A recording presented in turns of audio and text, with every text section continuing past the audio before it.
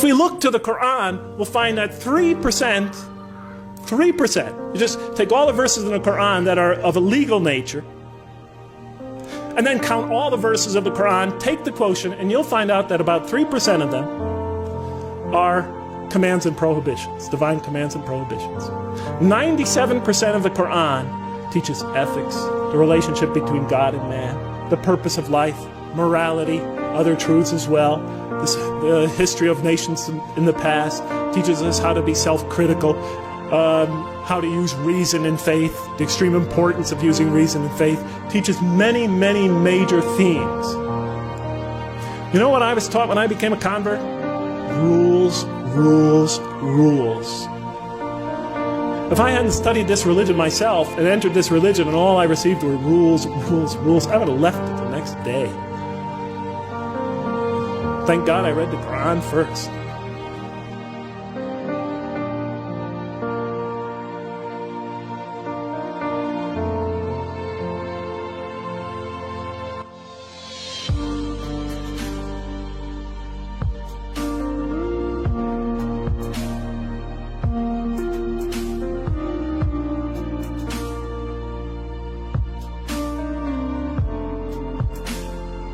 And the Qur'an is written in a very interesting style. In the beginning, it's quite technical. It goes into a lot of specifics, laws and rules and regulations. By the middle, it takes you into stories, beautiful stories, powerful allegories. Towards the end, the emotions of the Qur'an picks up and it like reaches a crescendo and brings it all to this beautiful, powerful bursts of spirituality and eschatology, and it all comes together in brilliant, pounding images.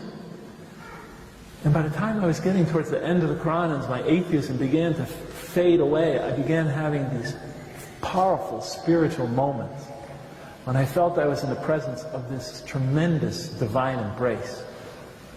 I remember reading the surah, وَالضُّحَى وَاللَّيْلِ إِذَا سَجَى مَا وَدَّعَكَ رَبُّكَ, you know. When I got to the end of that surah, I cried like a baby for 20 minutes. I didn't even believe in God. And it brought me to tears.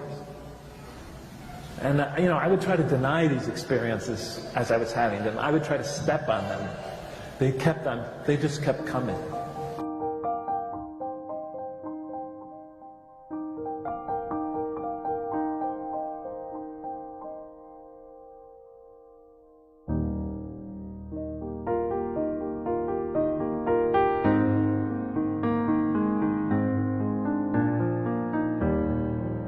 And I look at the first surah, I turn to the first surah, and I'm just reading it out of academic curiosity.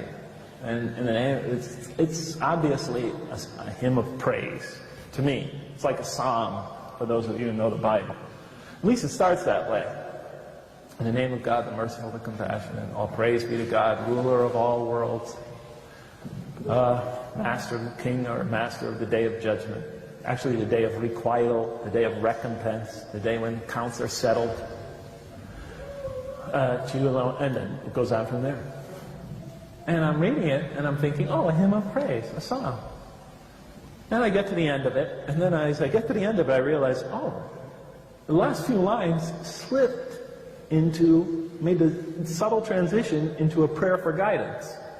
Show us the straight path, the path of those whom you have favored, not those who have gone astray, or upon whom is violence or wrath. And I thought, what a clever author.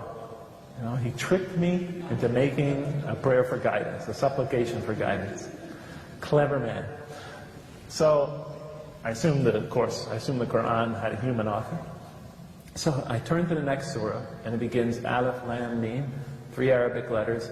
Then that is the book, wherein, no doubt, is the guidance for those who are on their toes or vigilant.